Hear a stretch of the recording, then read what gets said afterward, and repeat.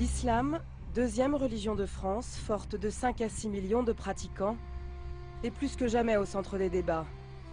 C'est à Lyon qu'a été érigée la seconde mosquée de France en 1994, après une décennie de batailles juridiques et politiques. Et aujourd'hui encore, plusieurs projets de salles de prière sont en cours dans la région Rhône-Alpes, où la communauté musulmane est majoritairement issue d'Afrique du Nord. Pourquoi construit-on des mosquées? Et qui pour gérer ces lieux de culte? Nous avons été rencontrer quelques-uns de ces acteurs, à Lyon, à Villeurbanne et à Vaux-en-Velin.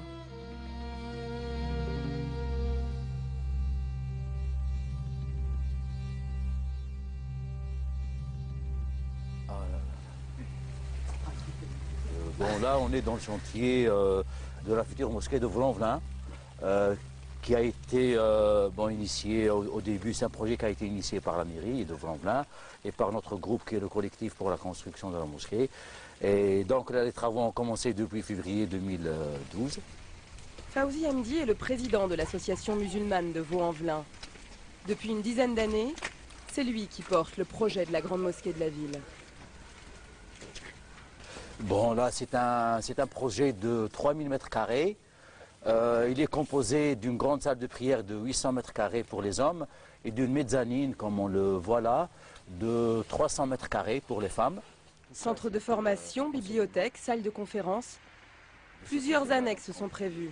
Donc là, on enseigne la langue arabe et puis la culture islamique, tout ce qui est éthique et morale de l'islam. Voilà. De ce côté-là, donc, ce sera... Et à la place de la grue, un minaret de 25 mètres de hauteur. Et donc voilà, donc le minaret, la mairie nous a aussi demandé de faire de ça une vraie mosquée, un vrai symbole. Donc il faut que cette mosquée soit vraiment visible. Il ne faut plus qu'on voit des mosquées de cave ou de garage. Donc elle veut vraiment avoir dans sa ville une vraie mosquée digne de ce nom.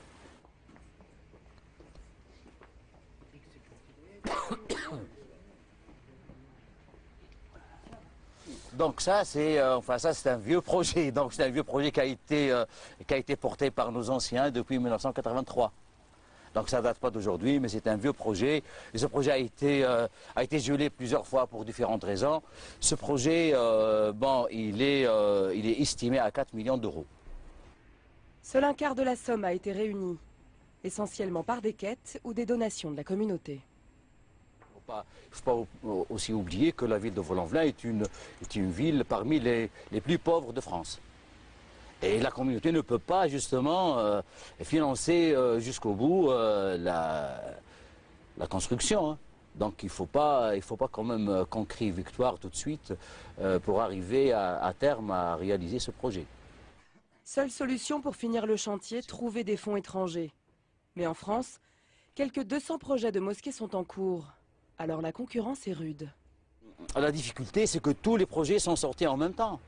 Et donc, financer qui, quel est le projet le plus prioritaire par rapport à l'autre, etc. Et donc là, c'est aussi une autre question qui s'est posée à tout le monde. Parce que même les autres projets souffrent aussi du même problème. C'est le problème du financement. Donc là, on est vraiment très coincé et on risque d'arrêter d'un moment à l'autre les travaux. La loi de 1905 sur la laïcité interdit au pouvoir public de financer des lieux de culte.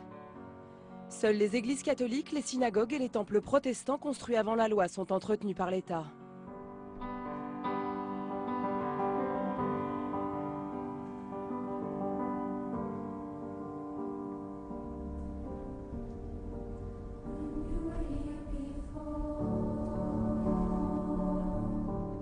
Coïncidence à Vaud en ce froid dimanche de décembre, les catholiques, eux, inaugurent leur nouvelle église. Une des rares construites en France depuis les années 60.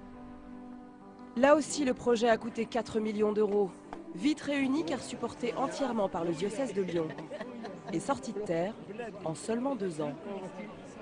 Toutes les communautés religieuses sont représentées, et comme souvent, les retrouvailles sont chaleureuses. Wow. Comme si on est au bled là. Je vais donner maintenant la parole à Monsieur le Président du Grand Lyon, la communauté urbaine de Lyon, sénateur maire de Lyon, Gérard Collot. C'est pour moi une grande joie d'être aujourd'hui à Vaux-en-Velin pour inaugurer cette église Saint-Thomas. D'abord, parce que c'est Vaux-en-Velin. Vaux-en-Velin, une commune de 40 000 âmes, synonyme de violence urbaine depuis les années 70. Mais peu à peu, elle cherche à se débarrasser de cette réputation. Je vais donner maintenant la parole à mon évêque, Philippe Cardinal Barbarin, archevêque de Lyon, primat des Gaules.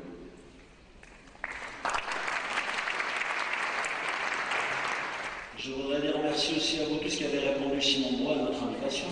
Ça nous touche toujours beaucoup. Beaucoup d'entre vous étaient déjà là à poser la première pierre. Nos pères dans la foi, qui sont nos frères aînés, donc c'est par eux que je commence, c'est la communauté juive. Eh bien, je demande pardon parce que je n'ai encore jamais visité votre synagogue. Aux musulmans, je ne demande pas pardon parce que c'est pas encore construit. Donc, j'espère y aller et être à ce rendez-vous. Un lieu de prière tel que celui-ci manque aujourd'hui cruellement pour les musulmans, mais au-delà pour toute la ville.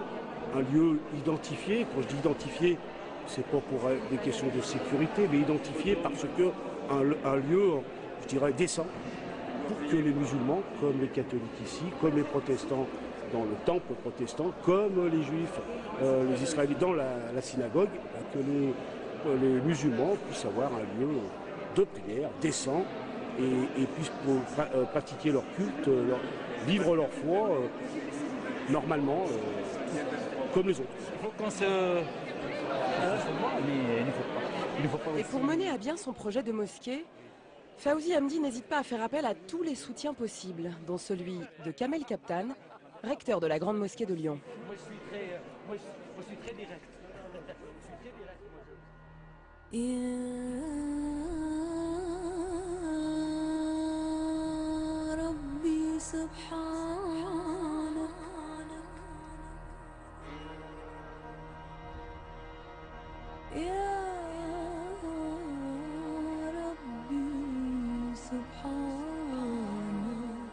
À Lyon, au 146 boulevard Pinel, la Grande Mosquée a bientôt 20 ans.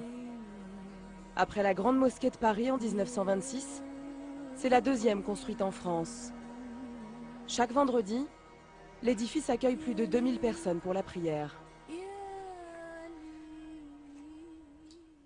C'est à l'imam que revient le choix du prêche du vendredi. Cette semaine, c'est la zakat, l'aumône obligatoire des musulmans. Avec la prière, c'est aussi un des 5 piliers de l'islam.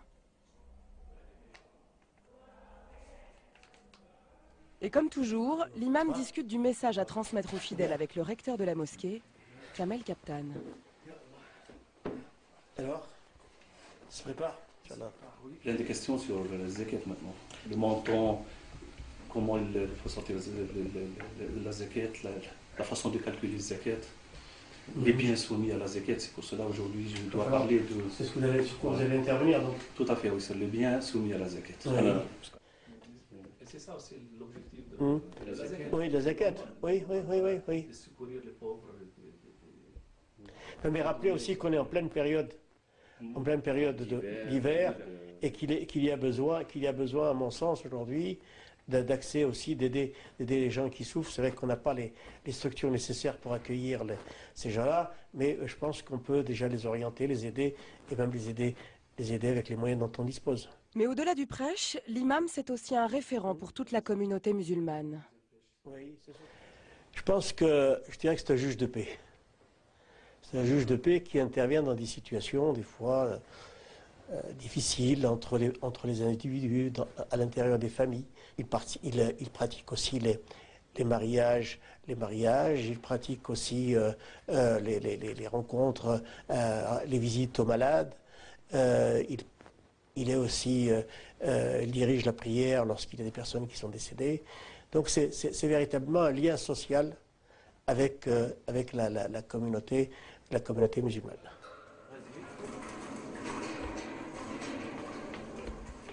Au même moment, les bénévoles s'activent pour préparer le prêche et recevoir les fidèles dans les meilleures conditions.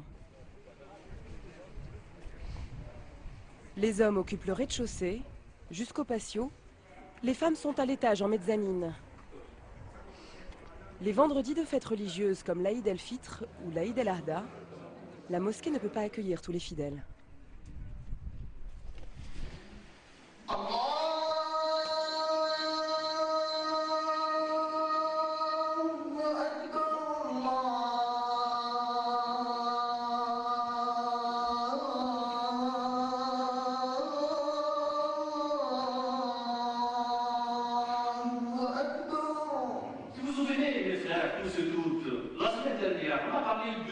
D'une obligation, d'un devoir, d'un pays de l'islam qu'on appelle l'aumône légale, la zakat. Et on a dit, si vous vous souvenez bien, on a dit que la zakat est un don obligatoire. Le projet de la Grande Mosquée débute en 1979. À l'époque, ériger un lieu de culte décent pour les musulmans de la région fait l'unanimité dans la classe politique. Et dans cette ville très catholique, les rapports anciens et solides entre chrétiens et musulmans ont facilité la tâche. Nous avons été interpellés par un certain nombre de musulmans qui nous posaient la question de savoir est-ce que la communauté musulmane ne pouvait pas disposer d'un lieu de culte. Et la municipalité qui avait déjà ce projet en tête, puisque le cardinal Renard, qui était le primat des Gaules, était déjà intervenu auprès des pouvoirs publics, auprès de la municipalité notamment, pour lui dire écoutez, je suis très sollicité par les musulmans qui s'adressent à l'église pour avoir des prêts de salles, pour avoir des endroits où prier. Je suis très sensible à ces demandes, mais je ne sais si je pourrais y répondre très longtemps.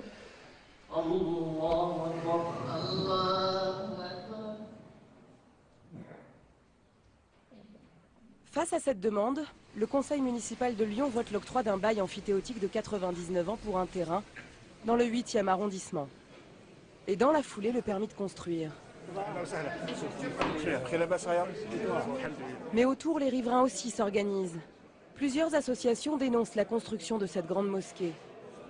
Peur d'une chute des prix de l'immobilier, crainte de voir le quartier envahi par des foules en djellaba. Les mots sont durs, les attaques violentes. Finalement, le permis de construire est attaqué devant les tribunaux et annulé.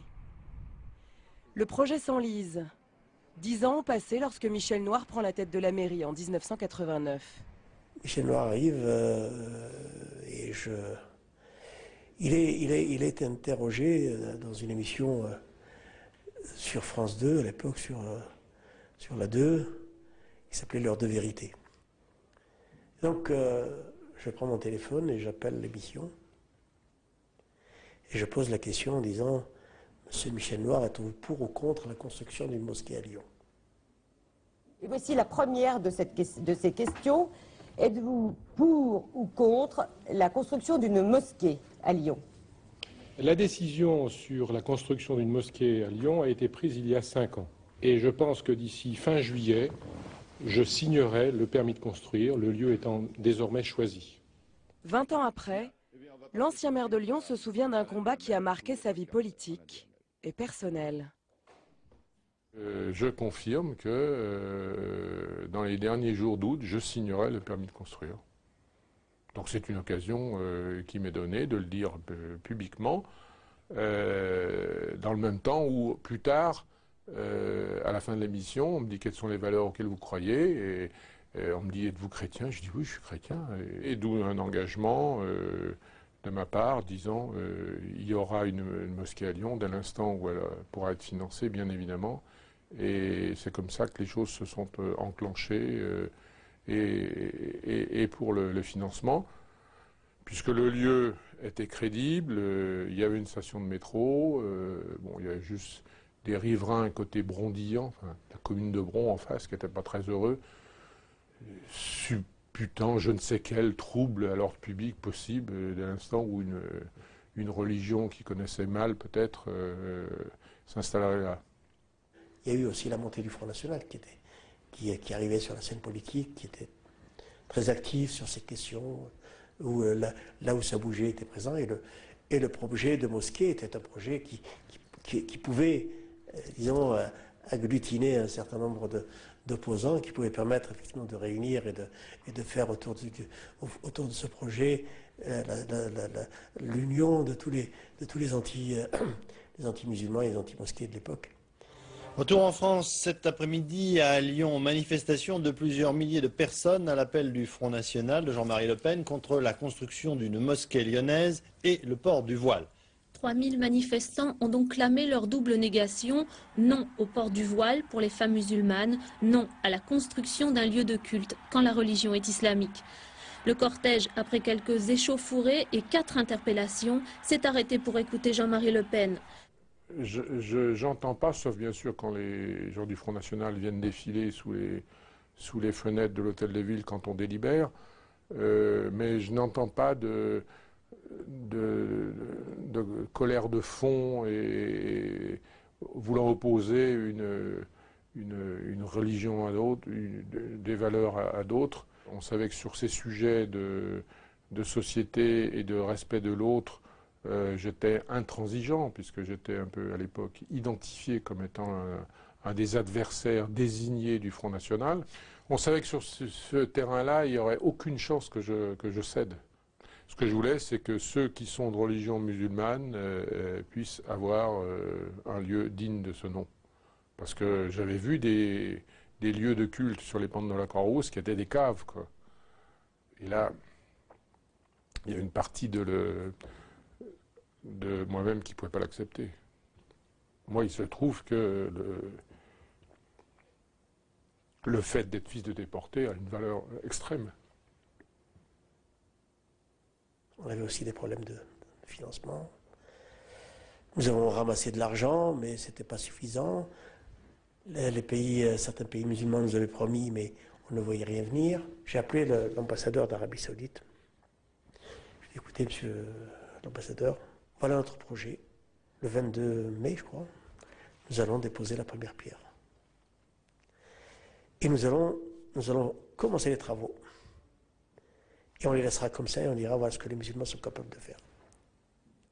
C'est vrai qu'une demi-heure après, je reçois un coup de fil en me disant allez-y, on est derrière vous. Sur les 30 millions de francs nécessaires au projet, soit 5 millions d'euros, les 2 tiers sont versés par le roi Fahd d'Arabie Saoudite. Et finalement, après 2 ans de travaux, l'inauguration a lieu fin septembre 1994, en présence du ministre de l'Intérieur et des Cultes, Charles Pasqua. C'est la 2e mosquée construite en France et quand Charles Pasqua entre dans l'histoire, il y entre en chaussettes. Musulman ou pas, le seul moyen de pénétrer dans la salle de prière d'une mosquée. L'islam est aujourd'hui une réalité française parce que c'est pour une grande part une religion de Français. Aussi, ne saurait-il plus seulement y avoir un islam en France, il doit y avoir un islam de France. Aujourd'hui, le minaret se dresse toujours face à la basilique de Fourvière. Et la mosquée cathédrale fait désormais partie du paysage et du patrimoine lyonnais.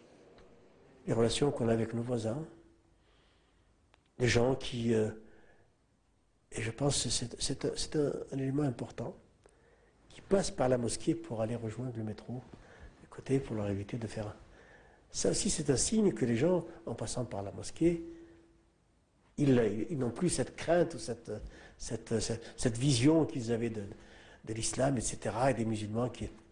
Et beaucoup de jeunes, beaucoup de gens, beaucoup de voisins, donc transitent par la mosquée.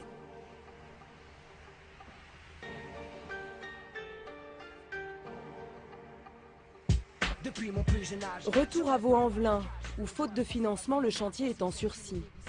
En attendant leur mosquée, ici, entre les tours du quartier du Pré de l'Herpe, chaque vendredi on s'organise pour prier.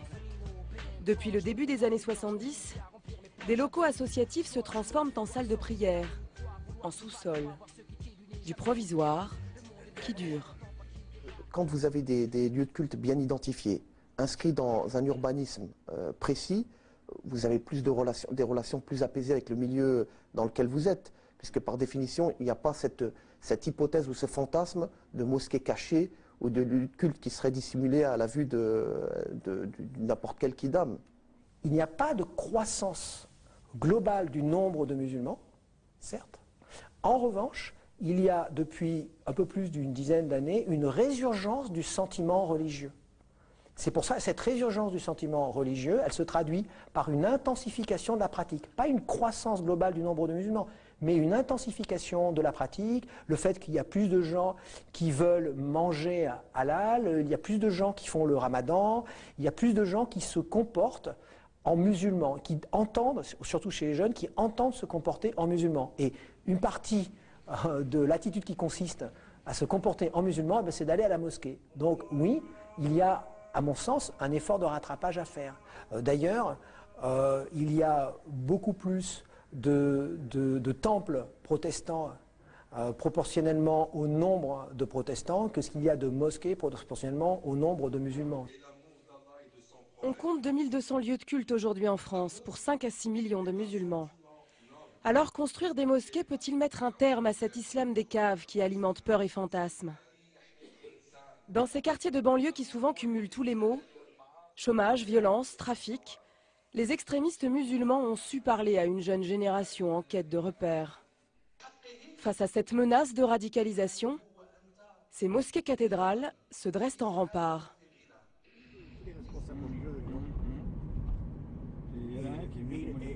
Comment lutter contre l'extrémisme? C'est le thème du forum islamo-chrétien qui se tient cette année sur les hauteurs de Lyon. Chose rare, tous les représentants des courants de l'islam de France sont présents et assis à la même table, face aux délégués de l'Église catholique. Bonjour à toutes et à tous. Je vous invite à prendre place là où vous voulez, en se mélangeant, en s'entremêlant, en s'entreconnaissant déjà. Donc il n'y a pas un côté où il y aurait la délégation chrétienne et l'autre la délégation musulmane, mais voilà, on se met tous ensemble. Figure de l'islam lyonnais, Asdine Gassi a organisé une partie de cette rencontre. Enseignant-chercheur en physique-chimie, il est aussi recteur de la mosquée de Villeurbanne. Les simplifications, les manipulations et les raccourcis intellectuels et médiatiques sur l'islam se sont généralisés. Qu'est-ce qui explique, qu'est-ce qui pousse ces jeunes à adopter les lectures les plus fermées, les lectures les plus littéralistes, les lectures les plus extrêmes des textes fondateurs de l'islam? Et pour répondre à toutes ces questions, nous sommes tous concernés. Je suis concerné parce que je suis responsable musulman, mais le politique est concerné aussi parce qu'il s'agit de Français, parfois de Français de souche, c'est-à-dire de Français qui sont nés en France, qui ont été à l'école française. Il ne s'agit pas d'étrangers qui se sont installés en France. Ça, c'était peut-être il y a quelques années en arrière, mais là, de tout ce que je suis en train de parler, je parle de jeunes musulmans de France, qui sont nés en France, et pour beaucoup qui ne connaissent pas du tout ce qu'est leur pays d'origine. Je pense aussi que les politiques ne sont pas conscients aussi du changement qui est en train de s'opérer chez les musulmans. Un grand nombre de mosquées qui sont en train de se construire. Pour gérer ces mosquées, nous avons besoin de cadres religieux, nous avons besoin d'imams, nous avons besoin de formateurs, nous avons besoin d'intellectuels pour guider, orienter, encadrer nos jeunes. Nous n'avons pas encore ce potentiel humain. Aujourd'hui, on est en train de construire des mosquées, et des mosquées cathédrales, de grande surface, etc. Mais dans quelques années, la question va se poser, qui va gérer ces mosquées ?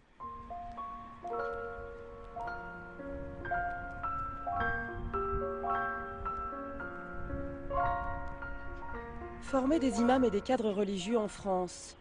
Une réponse au risque de dérive d'une génération en quête de valeurs et de normes. Mais seuls 3 établissements proposent cette formation et un 4e devrait voir le jour prochainement à la Grande Mosquée de Lyon. Trop peu par rapport aux besoins. Alors à la mosquée Hautemann de Villeurbanne, on accompagne les jeunes musulmans dans leur foi.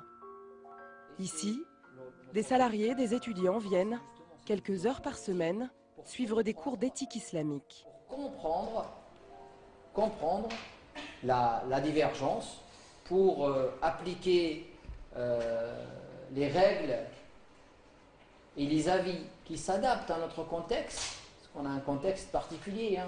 On ne vit pas en Arabie Saoudite. Les cours en fait m'apportent beaucoup de réponses à mes questions, qui peuvent être toutes simples pour certaines choses, comme pour les ablutions, pour faire la prière, se diriger en direction de la Mecque. À la base, je suis chrétien.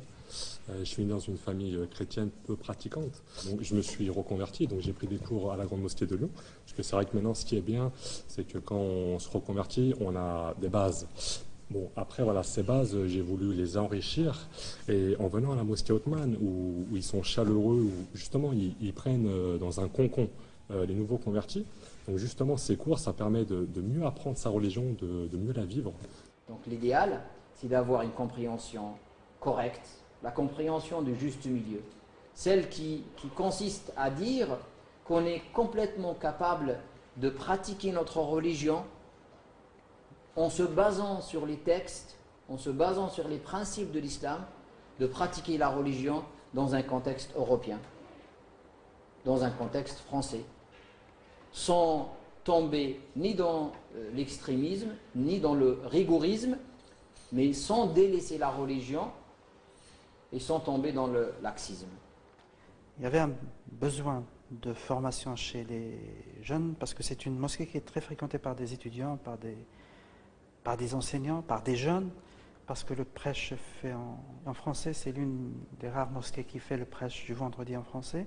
En plus, on est juste à côté du campus universitaire, donc il y a une très forte demande de formation. Nous sommes dans la région Rhône-Alpes, la deuxième région de France en termes de présence musulmane. Il y a un très grand nombre de mosquées, on estime à peu près à 180 le nombre de mosquées dans la région. Il y a une très forte demande d'imams francophones aujourd'hui. Des imams qui auront la capacité d'aller chercher les réponses aux questions que se posent les musulmans et qui, dans leurs réponses, doivent tenir compte à la fois de l'authenticité des textes et la réalité sociale, économique et politique dans laquelle vivent les musulmans de France. Un imam qui ait cette double compétence, la compétence des textes et la compétence du contexte.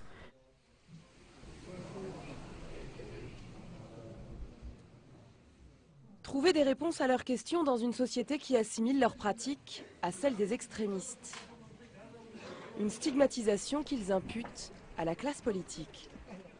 Quand on nous explique qu'il y a des musulmans qui cherchent à occuper les rues, ce qu'on trouve dans le discours de Marine Le Pen, et maintenant qu'on trouve aussi dans le discours de la droite forte, à l'UMP, et discours qui a motivé la charte de la droite forte qui a obtenu, je vous le rappelle, le plus fort nombre de voix à l'UMP, son titre 3, est entièrement focalisé sur l'islam en général et sur les mosquées en particulier. C'est-à-dire que ce que demande ce titre 3 de la droite forte, de la charte de la droite forte, c'est que les procédures pour pouvoir construire les mosquées, en particulier les mosquées, pas les autres bâtiments religieux, donc c'est spécifique, soient plus complexes, plus contraignantes. Et que l'on interdise, comme en Suisse, les minarets. Mais c'est valable aussi au Parti socialiste. C'est ça, au Parti socialiste, tout le monde n'est pas dans la même... Aujourd'hui, il y a une scission qui se voit moins parce que, effectivement, François Hollande est au pouvoir, mais en réalité, il y a une scission, il y a des gens qui tiennent l'islam en haute suspicion, et qui sont dans cette histoire d'islamisation, et qui sont dans ce populisme, et d'autres qui y sont moins. Aujourd'hui, la frontière politique, le débat politique est quasiment en train de se focaliser là-dessus. Et tant qu'on en sera là, on ne pourra pas sortir de cette espèce de situation dans laquelle chaque mosquée que l'on construit, chaque mosquée dont l'on négocie la construction devient un problème. J'habite où? Dans tous les mauvais endroits et on me reproche de le dénoncer et plaider la cause de mes proches. Affaibli par ses discours et gangréné par ses courants, l'islam de France, formule invoquée depuis plus de 20 ans, est en panne. Financement et construction de mosquées, formation de cadres religieux, organisation de la communauté. Les attentes auxquelles doivent répondre les musulmans sont immenses. Et aujourd'hui, il y a urgence. Dans vos prisons et dans vos registres. Ici la vraie justice est assez rare. Demande-toi pourquoi les étrangers sont en surpopulation carcérale. Tous à la même adresse, rue de la Banque, femmes et enfants SDF. Tu sais, rue des Latentes, une tente sur le trottoir. C'est triste et désarmant puisque le logement est un droit. On a le droit de vivre décemment. Tous à la même adresse, Clichy-Montfermeil. Le ghetto pleure ses disciples et ne retrouve plus le